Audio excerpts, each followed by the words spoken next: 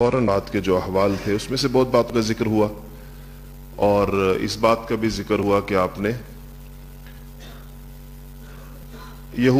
علماء یہود کی آپ کے پاس آمد، آپ کو پہچاننا، اور ان میں سے جن کی طبیعت میں سلامتی تھی، انابت تھی، رجوع اللہ تھا، توفیق تھی، انصاف تھا، ان کا آپ کو پہچاننے کے بعد ایمان لانے میں ذرہ برابر تأمل نہ کرنا، اور جن کی طبیعتوں میں کجی تھی، ٹیڑھ تھا، توفیق نہیں تھی، عناد تھا، ضد تھی، بغض تھا، ان کا پہچان جانے کے باوجود اپنے کفر پر قائم رہنا اور انکار کرنا، اس پہ حضرت عبداللہ ابن سلام رضی اللہ تعالی عنہ نے نبی کریم صلی اللہ علیہ وسلم کے سامنے جو اپنی قوم کے مزاج کو باقاعدہ ڈیمانسٹریٹ کر کے دکھایا، اس کے اوپر بات ہو گئی تھی پچھلے جمعے۔ جس طرح یہودیوں نے آپ کو پہچانا، ایسے ہی عیسائیوں نے بھی آپ کو پہچانا تھا، اور عیسائیوں کی پہچان کے واقعات آپ نے بہت شروع سے سن لیے۔ ورقہ ابن نوفل، اس کے بعد بحیرہ راہب، اس کے بعد نستورہ راہب، اس کے بعد مختلف مواقع کے اوپر۔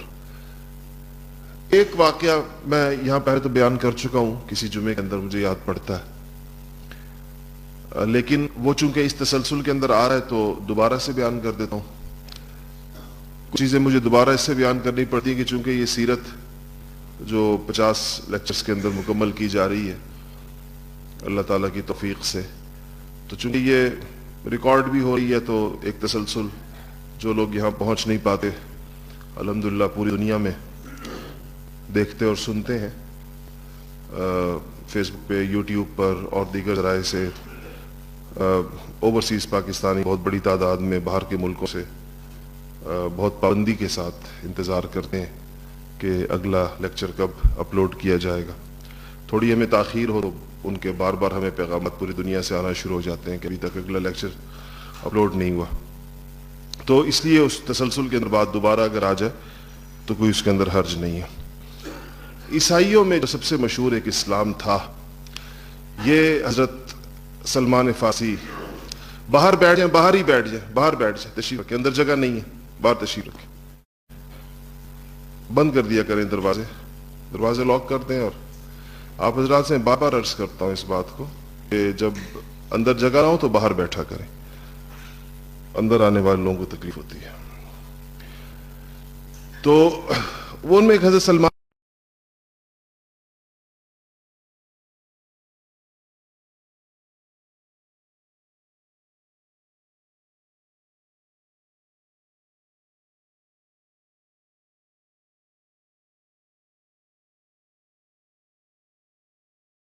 تعالیٰ عنہ کی عمر کے بارے میں اقوال تو بہت سارے ہیں۔ علامہ ذہبی بہت مشہور محدث ہیں، اور ان کی تاریخ اسلام پر اور اسماء الرجال پر بہت ساری کتابیں۔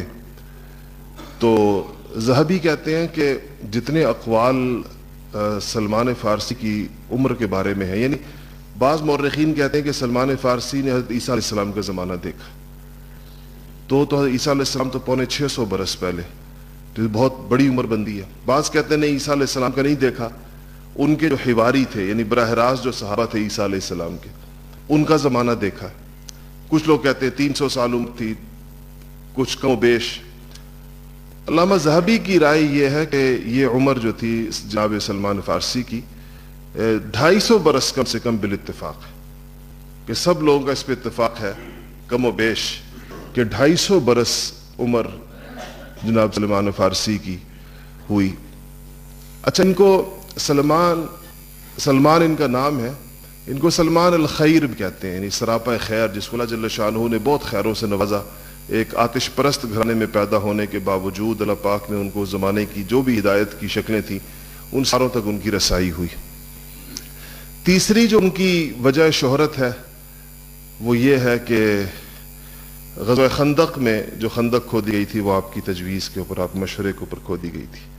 ابو سفیان رضی اللہ تعالیٰ عنہ جو اس وقت مسلمان نہیں ہوئے تھے، عرب کے ذہین ترین لوگوں میں ان کا شمار ہوتا تھا۔ یہ خاندان ذہین لوگوں کا ہے، بہت جنگی مہارتوں کو سمجھنے والے، ان کے والد بھی، ان کے دادا بھی، پھر ان کے بیٹوں میں سیدنا امیر معاویہ رضی اللہ تعالیٰ عنہ حکمت، فراست اور سیاست کے امام تھے۔ تو جب انہوں نے ان کو دیکھا، خندق دیکھی تھی سفیان نے، ابو سفیان رضی اللہ تعالیٰ عنہ، تو انہوں نے اس وقت یہ کہا تھا کہ یہ جنگ کا کوئی عربی طریقہ نہیں ہے، یعنی عرب اس طرح کی جنگ نہیں کرتے، خندق کھودنا یہ کوئی عجمی طریقہ کار ہے۔ سلمان فارسی رضی اللہ تعالیٰ عنہ نے اپنے اسلام لانے کی داستان کو خود بیان کیا ہے، اور ایک ان کی اور وجہ شہرت کہہ لیں یا ایک بات جن کے بارے میں آتی ہے کہ جب عرب میں ہر کوئی اپنے باپ دادا یا قبیلے کا ذکر کیا کرتا تھا کہ میں فلاں کا بیٹا ہوں، میں فلاں کا بیٹا ہوں، تو سلمان اپنی نسبت بس اسلام کی طرف کرتے تھے۔ ان کا مشہور جملہ ہے، کسی نے اسلام، میں اسلام کا بیٹا ہوں، تو وہ اپنی کوئی ان کے پاس اس طرح ذکر کرنے کے لیے، حالانکہ ان کے والد خود ان کی روایت کے مطابق بڑے مالدار آدمی تھے، اپنے گاؤں کے، اپنے علاقے کے، بڑے مذہبی اعتبار سے بھی اور دنیاوی اعتبار سے بھی بڑے معروف آدمی تھے۔ سلمان رضی اللہ تعالیٰ عنہ فرماتے ہیں کہ میں فارس کا رہنے والا تھا، اس لیے فارسی کہلاتے ہیں، اور میرے والد صاحب جو تھے وہ، ہم ایک آتش پرست گھرانے کے سے ہمارا تعلق تھا، مجوس کہتے ہیں ان کو، مجوسی تھے مذہباً، اور کہتے ہیں کہ ہمارا ایک آتش کدہ تھا، اور وہ اس میں آتش پرستوں میں یہ بات بڑے فخر کی سمجھی جاتی ہے کہ اپنے آتش کدوں کی آگ بجھنے نہ دیں، کیونکہ آگ کی پوجا کرتے ہیں، تو آگ بجھ گئی تو گویا کہ ان کا خدا بجھ گیا، تو آگ ہمیشہ جلائے رکھتے ہیں۔ اور بعض ایسے آتش کدے تھے جن میں سینکڑوں ہزاروں سالوں سے آگ جل رہی تھی، مستقل اس میں آگ کا اہتمام ہوتا تھا۔ تو وہ کہتے تھے کہ میرے باپ نے مجھے، ہمارا ایک اپنا آتش کدہ تھا اور مجھے میرے باپ نے اس کا نگران اور محافظ بنایا ہوا تھا، میری ذمہ داری یہ بھی تھی کہ اس میں آگ بجھنے نہ دی جائے۔ کہنے لگے کہ میں ایک دن جا رہا تھا کہیں پر، اور تو مجھے رستے میں ایک کلیسا نظر آیا، گرجا نظر آیا، تو میں نے دیکھا کہ اندر کوئی آوازیں آ رہی ہیں، تو میں اندر گیا تو وہ نصارہ کا ایک معبد تھا، اور وہ لوگ اس میں بیٹھے ہوئے کوئی اپنی عبادت کر رہے تھے، نماز میں مشغول تھے، جو زمانے کی نماز تھی۔ تو کہنے لگے کہ مجھے ان کی عبادت بڑی پسند آئی، اور میں نے تو صرف آگ کی عبادت دیکھی تھی، پہلی دفعہ میں کوئی اور عبادت دیکھ رہا تھا کہ اللہ کی عبادت ہو رہی ہے۔ تو ظاہر بات ہے یہ نبی کریم صلی اللہ علیہ وسلم کی تشریف آوری سے بہت پہلے کا زمانہ ہے۔ تو کہتے ہیں میں وہاں ان کے ساتھ بیٹھ گیا، اور مجھے ان سے میں نے پوچھا کہ یہ کیا دین ہے، تو انہوں نے میں کچھ اپنے دین کی تفصیلات بیان کی۔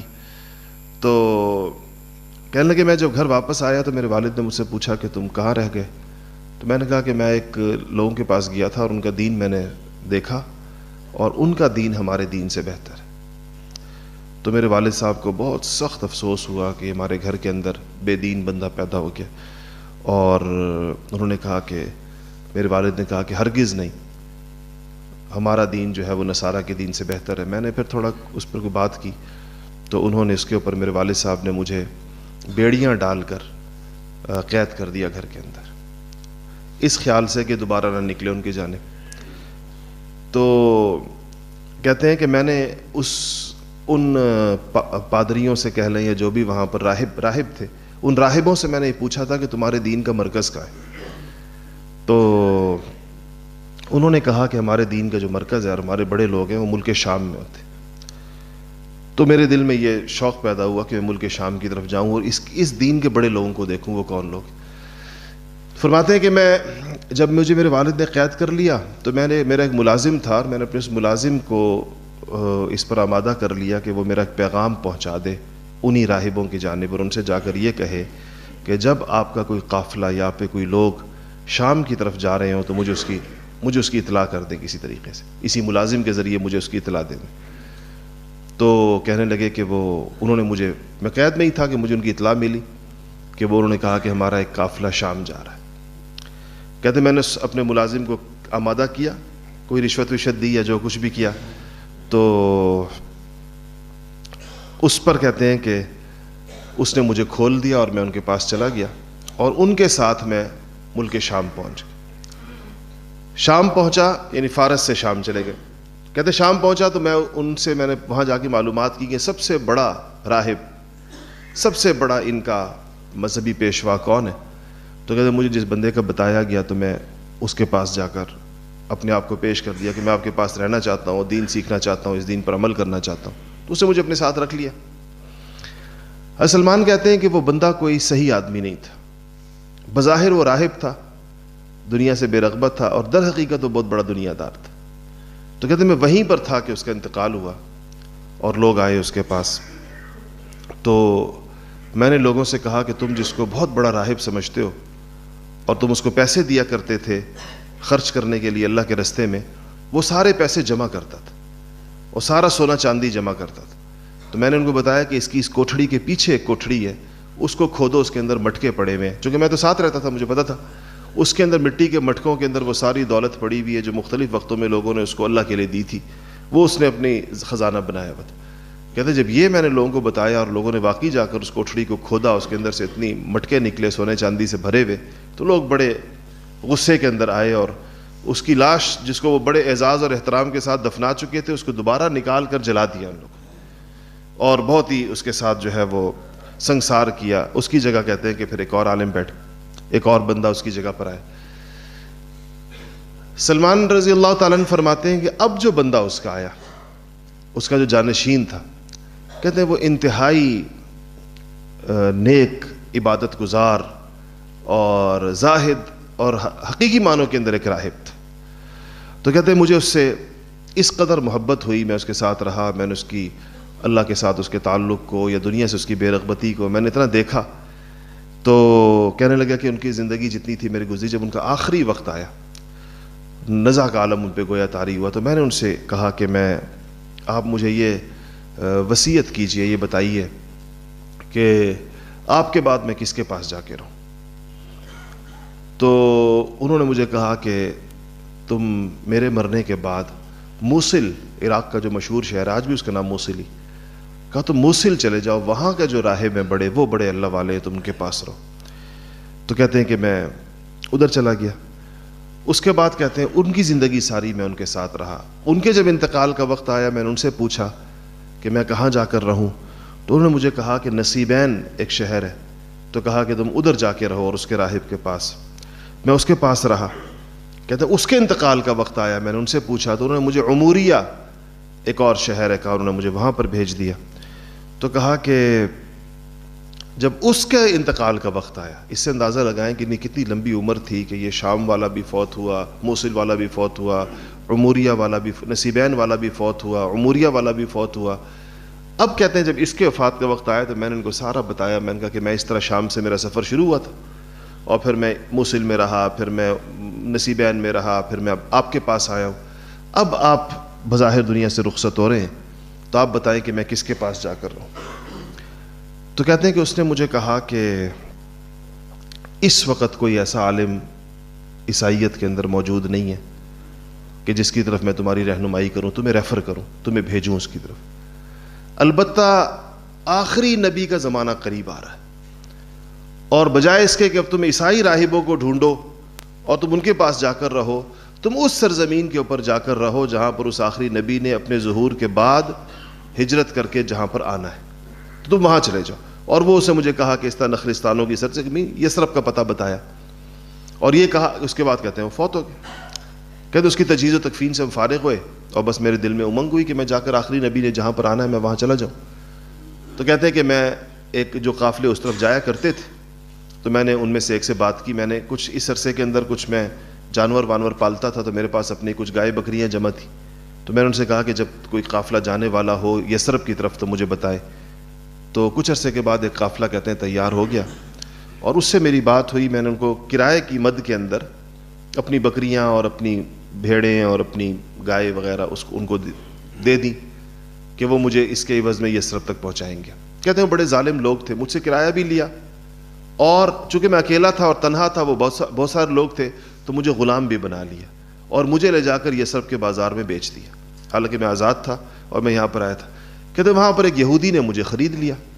ایک روایت میں آتا ہے کہ وہ کہتے ہیں کہ میں یثرب میں نبی کریم صلی اللہ علیہ وسلم کی تشریف آوری سے پہلے 10 بار بکا ہوں، مختلف لوگوں کے ہاتھ میں، ایک کے بعد ایک، ایک کے بعد ایک، ایک کے بعد ایک کے ہاتھ میں لوگ بیچتے رہے، خریدتے رہے، جیسا غلام ہوتے۔ اب خدا جانے یہ کتنی مدت ہے جو انہوں نے یثرب میں گزاری ہے، کیونکہ راہب نے یہ کہا تھا کہ ابھی ان کا ظہور نہیں ہوا، اس کا مطلب ہے ادھر آپ کا ظہور ہوا ہوگا مکہ میں، پھر آپ نے مکہ مکرمہ کے اندر 13 برس گزارے، اس کے بعد ظاہر بات ہے اس کے بعد آپ نے ہجرت فرمائی ہے، تو یہ سارا زمانہ اس کا سلمان فارسی رضی اللہ تعالیٰ عنہ ان کا یہ مدینہ میں گزرا ہے، یثرب میں۔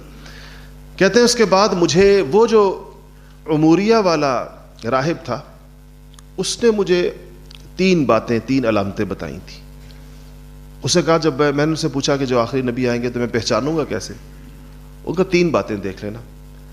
ایک یہ کہ وہ صدقے کا مال نہیں کھائیں گے، صدقہ نہیں کھائیں گے۔ دوسرا یہ ہے کہ وہ ہدیہ قبول کریں گے، کوئی ان کو ہدیہ دے تو ان کو قبول کریں گے۔ تیسرا یہ ہے کہ ان کے دونوں شانوں کے درمیان، دونوں کاندھوں کے درمیان مہر نبوت ہوگی۔ یہ 3 علامتیں دیکھ لینا۔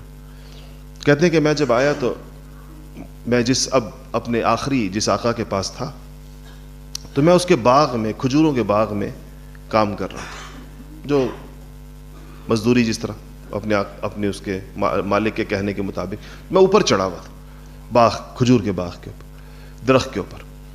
تو کہتے ہیں نیچے اس میرے مالک کا، میرے آقا کا چچزاد بھائی آیا اور میرے آقا سے کہنے لگا کہ تم نے یہ بنی قیلہ کے بچوں کو دیکھا؟ بنی، میں نے بتایا تھا نا کہ قیلہ نام تھا اوس اور خزرج کی ماں کا، دونوں بھائی تھے چونکہ، تو یہودی ان کو بہت ہی حقارت سے مخاطب کیا کرتے تھے۔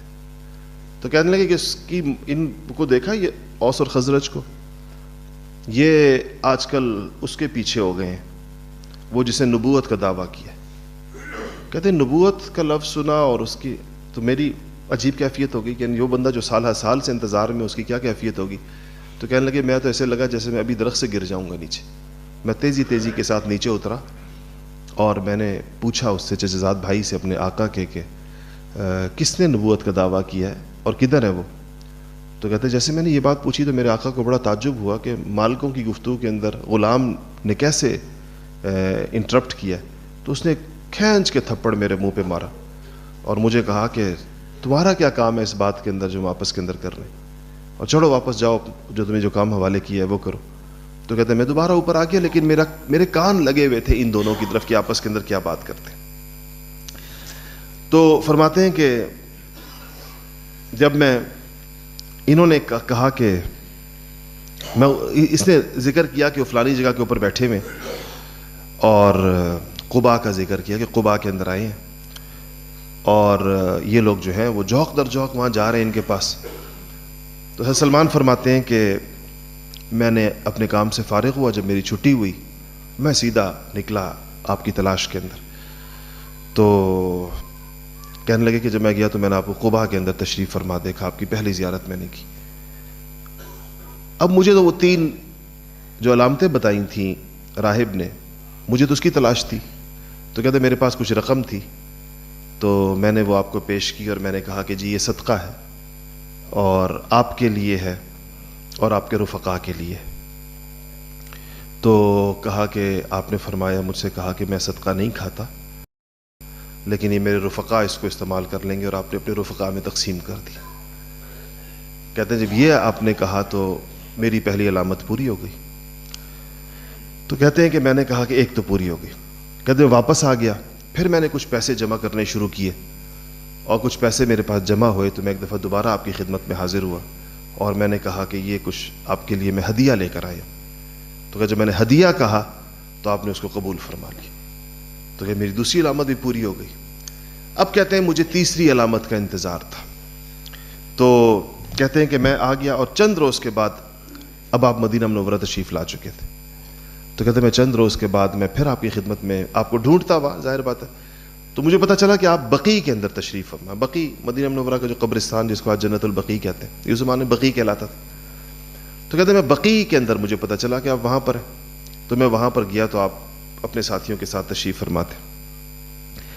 تو کہنے لگے کہ میں تو چونکہ اب تیسری علامت کی مجھے تلاش تھی مہر نبوت کی، تو میں ایسے پیچھے کی طرف سے آیا کہ آپ کے مونڈھے میں دیکھ سکوں. آپ نے چادر پہنی ہوئی تھی، تو میں نے کہا کوئی شاید گفتگو کے دوران آپ کے کندھے سے چادر ڈھلک جائے گی تو میں دیکھوں گا مہر نبوت ہے یا نہیں.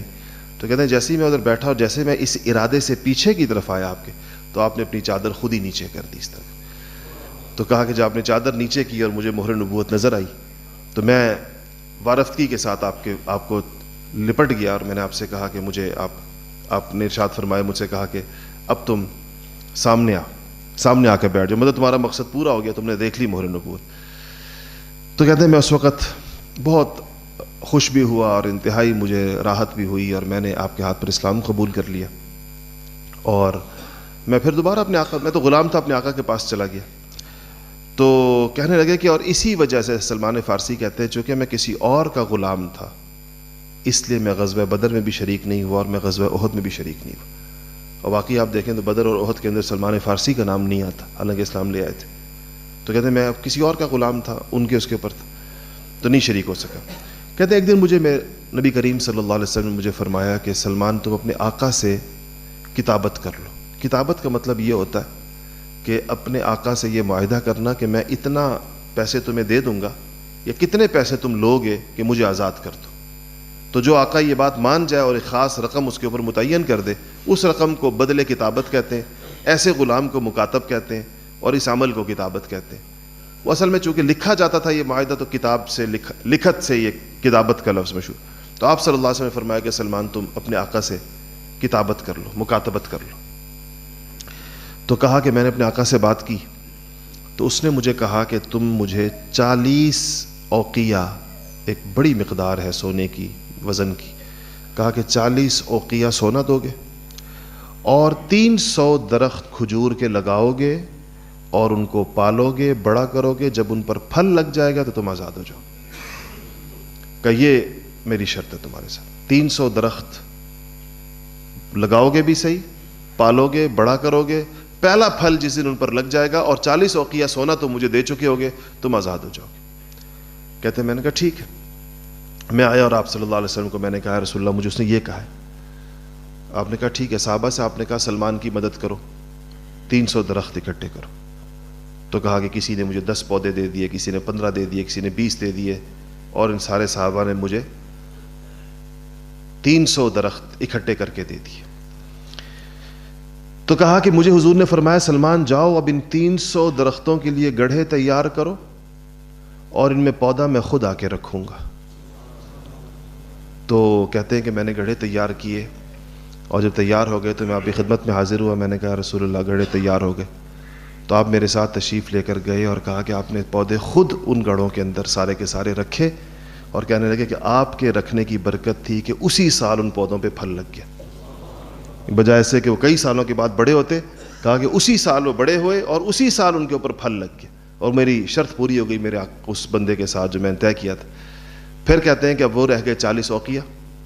تو کہنے لگے ایک دن حضور اکرم صلی اللہ علیہ وسلم کی خدمت میں کہیں سے ایک انڈے کے برابر سونے کی کوئی ٹکڑا، سونے کا ایک پیس ایسے انڈے کی شکل کا آیا.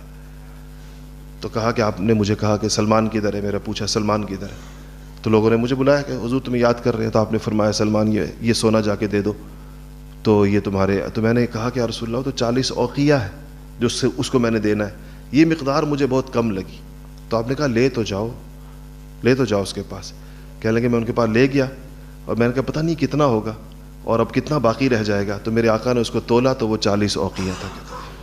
سلمان کو اس پہ بھی حیرت تھی کہ 40 کیسے ہو گیا، دیکھنے کے اندر وہ 40 نہیں لگ رہا. تو کہنے لگے کہ یہ دوسری چیز بھی اللہ پاک نے اس کی پوری کر دی اور اس دن سے میں آزاد ہوں. تو یہ صحیح حضرت سلمان فارسی رضی اللہ تعالیٰ عنہ کا جو اسلام ہے وہ اس طریقے کے ساتھ پھر ساری عمر باقی آپ کی حضور اکرم صلی اللہ علیہ وسلم کے ساتھ گزری، آپ کے بعد بھی زندہ رہے.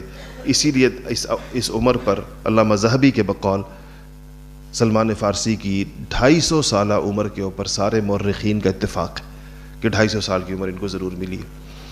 اچھا اس کے بعد یہ تو خیر بیچ کا ایک واقعہ آ گیا. تعمیر مسجد نبوی ہوئی ہے. مسجد نبوی کی تعمیر میں نے کچھ بات آپ کو پہلے ہی بتائی تھی. ایک بات آپ کو یہ بتائی تھی کہ یہ جو جگہ تھی جس پر آج مسجد نبوی کھڑی ہے اس کا جو وہ بالکل آپ چلے جائیں جو ریاض الجنہ اور جو درمیان کی جگہ ہے مسجد نبوی کی، نبی کریم صلی اللہ علیہ وسلم کے زمانے میں بھی اس کی پھر سے ایک توسیع ہوئی ہے، پھر حضرت ابوبکر کے زمانے میں یہ ویسی رہی ہے، تو عمر کے زمانے میں توسیع ہوئی ہے، پھر عثمان کے زمانے میں توسیع ہوئی ہے، پھر عمر بن عبدالعزیز کے زمانے میں توسیع ہوئی ہے۔ یہ بات کر رہا ہوں میں وہ درمیان والی پرانی مسجد کی۔ اس کے بعد تو پھر آپ کو پتہ ہے کہ سال بہ سال توسیع ہوتے اس وقت موجودہ مسجد نبوی جو ہے وہ اس زمانے کے مدینہ منورہ سے بھی زیادہ بڑی ہو چکی ہے، صرف مسجد پورے شہر سے زیادہ بڑی، اس زمانے کا مدینہ شہر تو نہیں، ایک چھوٹا سا گاؤں تھا۔ آپ صلی اللہ علیہ وسلم نے سب سے پہلے جب وہ گئے تو یہ پتہ چلا آپ کو کہ یہ دو بھائیوں کی زمین ہے اور دونوں یتیم تھے، سہل اور سہیل ان کے نام تھے، اور یہ جگہ جو تھی یہ ان کے کھجور خشک کرنے کی جگہ تھی، میدان سا تھا چھوٹا سا، اور اس کے اندر اپنی کھجوریں خشک کرتے تھے۔ تو آپ صلی اللہ علیہ وسلم نے بلایا ان کو، یتیموں کو، ان کے چچا ساتھ آئے، تو آپ نے کہا کہ یہ زمین ہم ٹکڑا خریدنا چاہتے ہیں، یہ جو زمین ہے مسجد کے لیے۔ تو انہوں نے کہا کہ یہ ہم بغیر معاوضے کے آپ کی خدمت میں پیش کرتے ہیں۔ تو آپ نے قبول نہیں فرمایا، آپ نے سیدنا ابوبکر صدیق رضی اللہ تعالیٰ عنہ سے کہا کہ اس کی قیمت ادا کریں۔ حضرت ابوبکر صدیق رضی اللہ تعالیٰ عنہ نے جو اس کی قیمت انہوں نے کہی ہوگی یا جو بھی طے ہوئی ہوگی، بعض روایتوں کے اندر وہ 10 سونے کے دینار آتی ہے، تو سونے کے دیناروں میں آپ نے اس کو خرید لی۔ یہ پہلی بالکل ابتدائی مسجد تھی۔ اس مسجد کو آپ سوچیں تو یہ بنیاد تھی تمام چیزوں کی۔ آپ کے زمانے کے اندر یہ مسجد ہی مدرسہ بھی تھی، یہی مسجد جو تھی یہ خانقاہ بھی تھی، یہی مسجد جو تھی جہاد کا مرکز بھی تھی، یہی مسجد جو تھی یہ عدالت بھی تھی۔ اس کے علاوہ آپ کا کوئی آفس نہیں تھا، آپ کا کوئی دفتر نہیں تھا، کوئی اور ایسی اجتماعی عمارت نہیں تھی، یہی ایک جگہ تھی جہاں پر سارا کچھ ہوتا تھا، اور تمام دین کے شعبے جو ہیں وہ یہیں سے چلتے تھے۔ جتنے واقعات آتے ہیں، مثلا دیکھیں حدیث شریف میں آتا ہے کہ آپ تشریف لائے مسجد کے اندر، تو اس کے اندر ایک طرف علم کا حلقہ لگا ہوا تھا، ایک طرف ذکر کا حلقہ لگا ہوا تھا، تو دونوں صحابہ بیٹھے تھے۔ اس کا مطلب ہے کہ علم تعلیم ہو رہی تھی، اس میں ایک طرف پڑھانا ہو رہا تھا، ایک طرف ذکر ہو رہا تھا۔ تو آپ نے فرمایا کہ دونوں اچھے کام ہیں، دونوں اچھے کام ہیں جو مسجد میں ہو رہے ہیں، لیکن اپنے بارے میں فرمایا کہ بعثت معلما، مجھے اللہ نے معلم بنا کر بھیجا ہے، اور آپ علم کے حلقے کے اندر تشریف لے گئے، کہ جو علم کی چہل پہل۔ اس طرح یہ جیل بھی تھی، جن لوگوں کو جیل ہوتی تھی اس زمانے میں، اسی مسجد کے ستونوں کے ساتھ اس کو باندھ دیا جاتا تھا۔ وہ بندہ یہاں بندہ رہتا تھا، آپ کو بھی آتا جاتا دیکھتا رہتا تھا، اور صحابہ کی عبادتیں بھی دیکھتا رہتا تھا، اور اس کے نتیجے میں وہ مسلمان بھی ہو جاتا تھا۔ اسی مسجد میں اصحاب صفہ بھی رہتے تھے، اور وہ ان کی تعداد بڑھتی رہتی تھی، کبھی وہ 50 ہوتے تھے، کبھی 80 ہوتے تھے، کبھی 100، کبھی 150 ہو جاتے تھے۔ مسجد انتہائی سادہ بنائی گئی تھی، دیواریں اس کی مٹی کی تھی، کچی اینٹوں کی، چھت کے اوپر کھجور کے شاخیں اور کھجور کے تنے ڈالے گئے تھے، اور اس کے ساتھ ہی دائیں آپ کے اگر آپ کا رخ مسجد کے اس کی طرف، اچھا یہ بات بھی آپ کے ذہن میں رہے کہ قبلہ جو تھا وہ قبلہ اول تھا، تو مسجد اسی قبلے کے رخ کے اوپر بنائی گئی تھی، کیونکہ اس وقت تک کبھی قبلے کی تحویل کا قبلے کا حکم نہیں آیا تھا، وہ 17-18 مہینے کے بعد آیا تھا، تو اس کے مطابق مسجد کو بنایا گیا تھا۔ پھر اس کے ساتھ 2 حجرے بنائے گئے، ایک حضرت سودا جن کے ساتھ خدیجہ کی وفات کے بعد آپ نے سب سے پہلے نکاح فرمایا، اور ایک حجرہ حضرت عائشہ رضی اللہ تعالیٰ عنہ کا، اور پھر باقی، اور یہ حجرے بنانے کے بعد آہستہ آہستہ ازواج مطہرات آپ کی زندگی میں تشریف لاتی رہیں، اور یہ حجرے اس کے بعد جو ہیں وہ بڑھتے چلے گئے۔ اچھا، یہ کہتے ہیں کہ جب مسجد ایسی سادی تھی کہ جب بارش ہوتی تھی تو پانی اس کے اندر آتا تھا، حالانکہ اس کے چھت کو گارے کا لیپ بھی دیا گیا تھا۔ بعض حضرات یہ کہتے ہیں کہ یہ 100 گز لمبی تھی اور 100 گز چوڑی تھی، اور 3 ہاتھ 3 گز گہری اس کی جو ہے وہ بنیادیں کھودی گئی تھی۔ 3 دروازے اس کے اندر شروع کے اندر رکھے گئے تھے مسجد کے اندر، ایک دروازہ اس اعتبار سے مغرب کی طرف جس کو اب باب الرحمہ کہتے ہیں، آپ نے دیکھا ہوگا باب الرحمہ، اور ایک وہ دروازہ جس سے آپ تشریف لاتے اور لے جاتے تھے، جس کو اب بھی یہی نام ہے اس کے، باب جبرائیل جس کو کہتے ہیں، اور ایک دروازہ اس طرف رکھا گیا تھا جس طرف قبلے کی دیوار ہے، تو وہاں تو قبلہ تو نہیں تھا اس وقت، اب بھی وہاں دروازہ ہے، ائمہ جس سے آتے ہیں، ائمہ حرم جو ہے داخل ہوتے ہیں، یہ دروازہ تو بعد میں بنایا گیا اور تھوڑا آگے بھی کر کے بنایا گیا، لیکن یہاں پر چونکہ رخ قبلے کا یہ نہیں تھا، ایک دروازہ یہاں سے، یہ 3 دروازے شروع کے اندر اس مسجد کے اندر رکھے گئے تھے۔ اچھا، اس کے بعد جو ہے یہ سن 7 ہجری کے اندر اس مسجد کی دوبارہ آپ صلی اللہ علیہ وسلم کی حیات مبارکہ ہی میں توسیع ہوئی ہے، مسجد نبوی کی. اور اس توسیع کے بعد اب جو ہمارے پاس مسجد کے اندر علامتیں ہیں، جس کو میں آپ کو بتاتا رہتا ہوں کہ جو مسجد کے درمیانی ستون، یہ بات ہو رہی ہے پرانی ترکی مسجد جو کہ ترکی مسجد کہلاتی ہے، آپ نے دیکھی بھی ہے. تو یہ جو اس کے اندر جس پہ سونے کا پانی چڑھا ہوا ہے جن ستونوں کے اوپر، اور اس کے بارے میں بتایا کہ یہ وہ حصہ تھا جس پر آپ صلی اللہ علیہ وسلم کے زمانے میں چھت تھی، یہ 7 ہجری کے بعد والی چھت کی بات ہوتی ہے. یہ پہلی والی چھت 1 ہجری والی کی نہیں ہوتی، 7 ہجری میں آپ کی حیات مبارکہ کے اندر. یعنی یہ مسجد ترکوں نے جو اب ایک اس کے اندر علامتیں لگا کر اس کو پریزرو کرنے کی کوشش کی ہے اس زمانے کی مسجد کو، یہ آپ کی حیات مبارکہ کے آخری دور کی مسجد کو، جس کی توسیع شدہ شکل جو تھی، اس میں یہ بتا دیا انہوں نے، اس کو محفوظ کر دیا ہے کہ آپ کے زمانے میں چھت کتنے حصے کے اوپر تھی. اور یہ بھی میں آپ کو بتا چکا ہوں کہ مسجد کی جو حد تھی اس کو بھی محفوظ کر دیا ہے. آپ نے دیکھا ہوگا کہ اگر آپ کبھی چھت کے ستونوں کی طرف غور کریں گے تو سبز رنگ کی پلیٹیں ستونوں کی جڑ کے اندر لگی ہوئی ہیں، ایک پورے قطار کے اندر، یوں کر کے بھی، یوں کر کے بھی اور یوں کر کے بھی سبز رنگ کی پلیٹ ہے. اور وہ بالکل جہاں پر ستون چھت کے ساتھ مل رہا ہوتا ہے اس جگہ پر لگی ہوئی ہے، اور اس پر لکھا ہوا ہے ھذا حد مسجد النبی صلی اللہ علیہ وسلم. یہ رسول اللہ صلی اللہ علیہ وسلم کی مسجد کی حد تھی، یہاں تک یہ مسجد تھی. سیدنا عمر فاروق، حضرت بکر صدیق کے زمانہ مختصر سا زمانہ تھا، 2 سوا 2 2.5 سال کا، تو اس کے آپ کے زمانے میں مسجد ویسی کی ویسی رہی.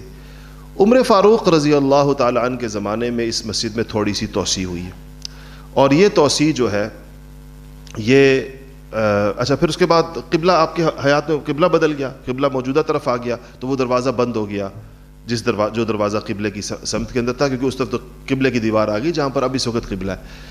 عمر فاروق رضی اللہ تعالیٰ عنہ کے زمانے میں کوئی دو صفیں کہہ سکتے ہیں آپ، مسجد قبلے کی جانب بڑھائی گئی، اور ایک طرف تو ازواج مطہرات کے حجرے تھے، اس طرف تو توسیع نہیں ہوئی، دوسری طرف مزید تھوڑی سی توسیع عمر فاروق رضی اللہ تعالیٰ عنہ کے زمانے کے اندر ہوئی.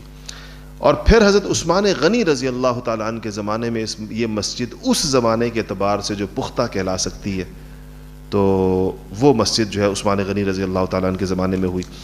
حضرت عثمان غنی رضی اللہ تعالیٰ عنہ کے زمانے میں جب یہ توسیع ہو رہی تھی تو آپ نے کہا کہ پتھر کا استعمال ہوگا، ذرا مسجد بڑی ہوگی، حالات بہت بدل. عثمان غنی کا زمانہ بہترین فتوحات کا، غنیمت کا زمانہ تھا، اور خوب مسلمانوں کی کشائش بھی تھی. تو جب حضرت عثمان نے ایک مسجد کو ذرا بہتر تعمیر کرنا چاہا تو صحابہ کرام کی ایک بڑی جماعت کو اس کے اوپر اشکال ہوا، اور انہوں نے کہا کہ اس مسجد کو حضور اکرم صلی اللہ علیہ وسلم کے دور کی طرح کچا اور سادہ رہنے دیا جائے.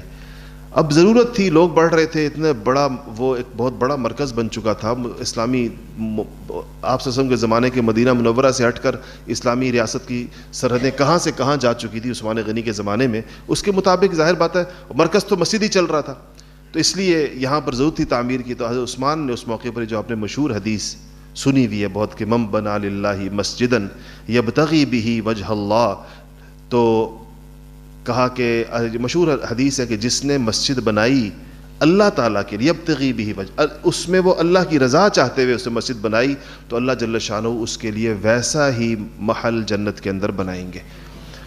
تو بن اللہ لہ بیتا فی الجنہ، دوسری روایت کے اندر آتا ہے، ایک آتا ہے کہ لہ مثل فی الجنہ، اسی کے مثل اللہ جل شانہ اس کے لیے جنت کے اندر یہ 2 الگ الگ روایتیں ہیں.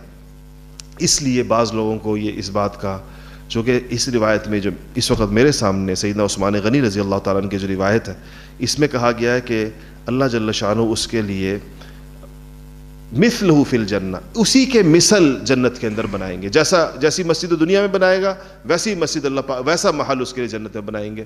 اور دوسری روایت کے اندر آتا ہے کہ جس نے اللہ کے لیے گھر بنایا، اللہ اس کے لیے اپنی شان کے مطابق گھر جنت کے اندر اس کے مطابق. حضرت عثمان غنی نے یہ حدیث صحابہ کو سنائی اور کہا کہ دیکھو، اگر حضور اکرم صلی اللہ علیہ وسلم نے مسجد بنانے کے اوپر جنت کا گھر کی وہ دی ہے، بشارت دی ہے، اس لیے میں اس مسجد کی توسیع بھی کرنا چاہتا ہوں اور اس کو صحیح معنوں کے اندر بنانا چاہتا ہوں. تو بہرحال یہ پھر 29 ہجری کے اندر حضرت عثمان غنی کے زمانے کی تعمیر شروع ہوئی، اور 10 مہینے کے اندر اس کی دوبارہ تعمیر ہوئی، اور وہ تقریباً قبلے کی جانب تو یہی جگہ ہے، یہ جس جگہ آج بھی ائمہ مسجد نبوی، ائمہ حرم نبوی جس مصلی کے اوپر کھڑے ہو کر نماز پڑھاتے ہیں، یہ وہی جگہ ہے جہاں عثمان غنی نے جہاں پر مصلی ڈالا تھا اور ان کے زمانے کی ہے.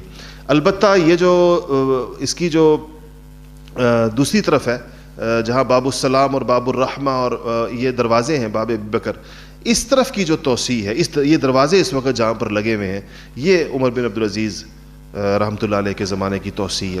عمر بن عبدالعزیز رحمۃ اللہ علیہ کے زمانے کی توسیع میں قبلے کی جانب توسیع نہیں ہوئی، اس سمت کے اندر توسیع ہوئی اور وہیں پر آ کر وہ رک گئی ہے. اس کے بعد سے پھر اس سمت کے اندر آپ دیکھیں تو مسجد نہیں، نہ قبلے کی سمت میں عثمان غنی کی توسیع سے آگے نہیں گئی، اور اس سمت کے اندر عمر بن عبدالعزیز کی توسیع سے مسجد آگے نہیں گئی. باقی پھر پورا شہر مدینہ کا جو مسجد میں آیا وہ مختلف زمانوں کے اندر، ترکوں کے دور میں بھی آتا رہا، اس سے پہلے بھی آتا رہا، اور اب موجودہ سعودی حکمرانوں کے زمانے میں، شاہ فہد کے زمانے میں مشہور توسیع ہوئی ہے، پھر شاہ عبداللہ کے زمانے کے اندر بھی توسیع ہوئی ہے، اور یہ کام کم و بیش مسجد نبوی کے اندر چلتا رہتا ہے. یہ اس لیے بہت مبارک اور بڑی اہم ترین چیز ہے. مسجد نبوی کی تاریخ پر مستقل کتابیں لکھی گئیں، صرف مسجد نبوی کی اس کی توسیع پر، اس کی ایک ایک چیز کے اوپر، اس کے کس طرح اس کو سارا بنایا گیا، کیا چیز کیسے لگائی گئی، کہاں پر کیا ہوا، کیونکہ اس کی بہت بڑی تاریخی اہمیت ہے. یہ رسول اللہ صلی اللہ علیہ وسلم کا مرکز تھی، یہ رسول اللہ صلی اللہ علیہ وسلم کی تربیت گاہ تھی، یہ رسول اللہ صلی اللہ علیہ وسلم کا مدرسہ تھی، یہی آپ کی خانقاہ تھی، یہی وہ آپ کا تمام دینی کاموں کا، یہ جہاد کا مرکز تھی، لشکر یہاں سے روانہ کیے جاتے تھے، یہ آپ کی عدالت تھی، یہاں بیٹھ کر آپ نے سارے فیصلے صادر فرمائے، اپنی حیات مبارکہ کے تمام فیصلے آپ نے اسی مسجد کے اندر بیٹھ کر ان کو صادر فرمایا. تو اس لحاظ سے اس کی بڑی غیر معمولی اہمیت ہے مسجد نبوی کی سیرت النبی کے اندر. اس کے بعد اس سے تھوڑا سا آگے چل کر ایک جنازے کی جگہ طے ہوئی. آج میرا خیال تھا کہ میں 2 چیزیں اور کر لوں گا تو ہم دوسری صدی ہجری میں چلے جائیں گے، لیکن بات پوری نہیں ہو سکی.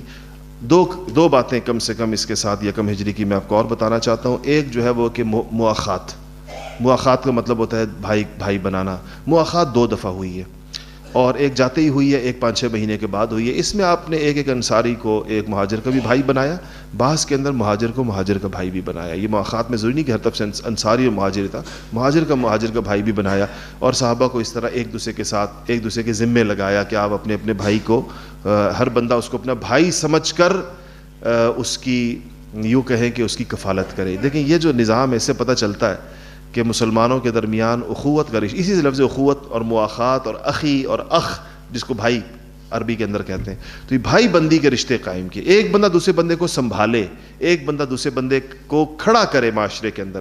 یہ اس سے پتہ چلتا ہے کہ یہ کتنی بڑی سنت ہے جو آج ہم سے رہ گئی ہے. آج ہمارے درمیان کسی کو کھڑا کرنے کا نظام نہیں ہے. اگر ہم کسی کو اپنا ملازم بنا لیتے ہیں تو ہماری خواہش ہوتی ہے یہ اس کی نسلیں بھی ہماری ملازم رہیں اور یہ ہمارا نوکر رہے ہمیشہ. ہمیں کبھی یہ خواہش نہیں ہوتی کہ ہم اس کو کھڑا کر دیں اور یہ خود مختار ہو جائے. صحابہ کے درمیان وہ لوگ جو صحابہ کے غلام تھے ایک زمانے کے اندر، وہ صحابہ کی زندگیوں کے اندر بڑے بڑے تاجر بن گئے، اور صحابہ نے ان کو کھڑا کیا، باقاعدہ ان کو سپورٹ کیا. تو ہمارے پاس بھی اگر کوئی بندہ آ جائے اور کچھ وقت کے لیے وہ مجبوراً ہماری کو ملازمت کرنے پر آمادہ پر اس کو کرنی پڑ جائے، ہمیں اس کو کھڑا کرنے کی کوشش کرنی چاہیے. اس کو تعلیم دلا دیں، اس کو کوئی اسکل سکھا دیں. اس کا اگر ویزا لگ سکتا ہے کہیں باہر کے ملک جا کر وہ ذرا بہتر کما سکتا ہے، اس کو باہر بھیج دیں. آپ کو اللہ تعالیٰ دوسرا ملازم دے دے گا، دوسرا بندہ دے دے گا. یہ خواہش نہ رکھیں کہ جو بندہ میرے پاس ملازم بن کر آ گیا ہے اب یہ ساری عمر میرا ملازم رہے اور بس یہ کہیں بھی کسی اور جگہ نہ جا سکے. یہ نہیں کرنا چاہیے. اگر کبھی بھی آپ کا ملازم آپ کے پاس آئے کہ مجھے بہتر میرے لیے کوئی صورت بن رہی ہے تو آپ کو خوش دلی کے ساتھ اس کو اجازت دینی چاہیے اور اس کو سپورٹ کرنا چاہیے بہتر طریقے کے ساتھ. یہ مواخات ہے. دیکھیں یہ جو لوگ آج ہمارے ساتھ کام کر رہے ہیں شرعاً اسلامی اعتبار سے یہ ہمارے بھائی ہیں. ہمارے درمیان چاہے ملازم ہو چاہے مالک ہو چاہے کوئی بھی، ان کے درمیان اخوت کا ایک رشتہ ایسا ہے جو امت ہونے کے اعتبار سے ہے. یہ ہم لوگوں نے اس کے اندر اتنا بڑا فرق ڈال دیا، حالانکہ یہ اسلامی تعلیمات کے سراسر خلاف ہے. جب صحابہ کے درمیان ہر قسم کے کام کرنے والے لوگ تھے لیکن اس کی بنیاد پہ کسی کا چھوٹا بڑا ہونے کا فیصلہ نہیں ہوتا تھا جس طرح آج کل ہوتا ہے کہ صحابہ کے اندر جو پیشوں سے وابستہ صحابہ تھے، کیا ان صحابہ کو کسی بھی اعتبار سے کم تر سمجھا گیا ان کی نسبت جن کے پاس زیادہ پیسہ تھا؟ جیسے سید عبد الرحمن ابن عوف کتنے مالدار صحابی تھے، لیکن اس بنیاد پر، ان کے مال کی بنیاد پر یہ نہیں کہا جاتا کہ ان کو معاشرے کے اندر ان کو اگر فضیلت حاصل ہے تو اشرم بشرہ ہونے کی وجہ سے کہ اس کے اندر وہ داخل تھے. آج ہمارے درمیان ایک معاشی تقسیم پیسوں کی بنیاد پر لوگوں کے درمیان قائم ہوئی ہے. ہم یہ سمجھتے ہیں فلانا بندہ، ہم 2-3 قسم کی تقسیمات ہیں. اس تینوں تقسیمات کی بنیاد پر اسلامی معاشرے میں چھوٹائی بڑائی قائم نہیں ہوتی. نہ نسب کی بنیاد پر ہوتی ہے کہ فلانا جو فلانی برادری کا ہے اور فلانا جو ہے فلانی قوم کا ہے، اس بنیاد پر اس کے اندر کوئی وہ زیادہ عزت کا مستحق ہے، ایسا نہیں. یا فلانے کے پاس پیسہ زیادہ ہے فلانے کے پاس پیسہ کم ہے، یہ بھی نہیں. ایک ہی پیمانہ ہے انسانوں کے درمیان عزت اور ذلت کا، اور وہ اللہ جل شانہ کا قائم کردہ پیمانہ ہے کہ ان اکرمکم عند اللہ اتقاکم، کہ اللہ کے نزدیک تم میں سے سب سے زیادہ معزز وہ ہے جو سب سے زیادہ متقی ہے، جو سب سے زیادہ پرہیزگار ہے، جو سب سے زیادہ صاحب ایمان ہے. وہ زیادہ عزت کا لائق ہے، زیادہ تکریم کا لائق ہے، زیادہ اس قابل ہے. اس کے علاوہ یہ باقی سارے کے سارے انسانوں کے بنائے ہوئے. تو آپ نے مواخات بنا کر انصار اور مہاجرین اور انصار کو ایک لڑی میں پرو دیا. یہ خیال لوگوں کا ختم ہو گیا میں مہاجر ہوں، میں انصاری ہوں. یہ خیال ختم ہو گیا میں اوس سے ہوں، میں خزرج سے ہوں، میں قریش سے ہوں، میں فلانی جگہ سے ہوں، میں فلانی جگہ سے ہوں. سب کو ایک کر دیا، اور انصار نے حق ادا کر دیا سنبھالنے کا. اپنے کاروباروں میں شریک کر دیا، اپنے کھیتوں کے اندر شریک کر دیا، ہر چیز کی ان کو آفر کی. لیکن مہاجرین نے بھی بڑی غیرت اور استغنا کا ثبوت دیا. حضرت عبد الرحمن ابن عوف کہتے ہیں مجھے جس کا بھائی بنایا گیا تو اس نے مجھے کہا کہ یہ میری یہ چیزیں اور یہ ساری کی ساری میں عادی کرتا ہوں آپ کے ساتھ، جو اس کے پاس ایسٹس تھے، جو اس کی جتنی ملکیت تھی. کہتے ہیں میں نے اسے کہا کہ بھائی اللہ تعالیٰ تمہارے مال میں برکت عطا فرمائے، تمہارا مال اللہ پاک تمہیں نصیب کرے. میں تمہارے مال سے خوشی لوں گا، مجھے تم صرف بازار کا رستہ دکھا دو. اور میں خریدنے بیچنے والا آدمی ہوں، تاجر آدمی ہوں. میں خود بازار کے اندر زیرو کیپٹل سے مدینہ کے بازار میں سیدنا عبد الرحمن ابن عوف رضی اللہ تعالیٰ عنہ نے اپنی تجارت کا آغاز کیا، اور اسی شہر میں اللہ نے اس زیرو کیپٹل سے شروع ہونے اور اپنے مسلمان بھائی کی پیشکش کو یعنی جس کو کہنا چاہیے شکریہ کے ساتھ انہوں نے اس کو قبول کرنے سے انکار فرمایا. اور اس کے باوجود جو ہے وہ جب وہ وہاں پہنچا اور وہ دن بھی ان کی زندگی کے اندر آیا کہ ان کا مال جب مدینہ منورہ کے اندر داخل ہوتا تھا. جی بعد میں دیا کرے، سبق بیان کے دوران نہ کوئی پرچی آخر میں دیا، نہیں پرچیاں بعد میں دیا کریں. سارا بیان آپ ڈسٹرب کر رہے ہیں پرچی دینے کے لیے، کسی اور کو دے دیا کرے، پرچی آگے آ جائے کرے گی اس طریقے. تو اور ان کا زندگی کے اندر وہ دور بھی آیا کہ ان کا جب تجارتی قافلہ مدینہ منورہ کے اندر داخل ہوا تو صحابہ ام عائشہ کے پاس بیٹھے تھے، کہتے ہیں کہ مدینہ کی زمین ہل گئی قافلوں کی، اونٹوں کے ایک اتنے بڑے قافلے کی مدینہ میں داخل ہونے کے اوپر. تو کسی نے کہا کہ شاید زلزلہ آیا ہے. تو کہا کہ اٹھ کے کہا کہ دیکھو کیا ہوا ہے، زلزلہ آیا ہے. تو کہا نہیں جی عبد الرحمن ابن عوف کا تجارتی قافلہ مدینہ میں داخل ہوا. اور یہ اس کی تو اللہ جل شانہ ان کو اس حد تک اس کے بعد رقیہ، یہ اس مواخات کی برکت تھی. اور اس مواخات کے اندر ایک دوسرے کو سنبھالنے سے معاشرے میں ایسے اللہ جل شانہ ہر شخص کو اس قدر اوپر لے کر گئے. آج اسلامی معاشرے میں اس کی بہت زیادہ ضرورت ہے کہ مواخات کے رشتے قائم کیے جائیں، کمزوروں کے ساتھ، لاچاروں کے ساتھ، غریبوں کے ساتھ، بے بس لوگوں کے ساتھ. معاشرہ اجتماعی طور پر بھی اور لوگ انفرادی طور پر بھی ایسے ان کے ساتھ ایک تعاون کا مزاج بنائیں کہ ان کو اس بحران سے اور اس کرائسس سے ان کو نکالیں. ایک تھوڑا سا وقت ہوتا ہے، اسے کسی انسان کو نکال دیا جائے، اللہ جل شانہ اس کے بعد اس کے لیے بھی راہیں کھول دیتے ہیں. اور جو نکالنے والا ہے، اس کی فکر کرنے والا ہے، اس کو اس سے بھی زیادہ اللہ جل شانہ اس کی راہیں کشادہ فرماتے ہیں. اللہ عمل کی توفیق نصیب فرمائے.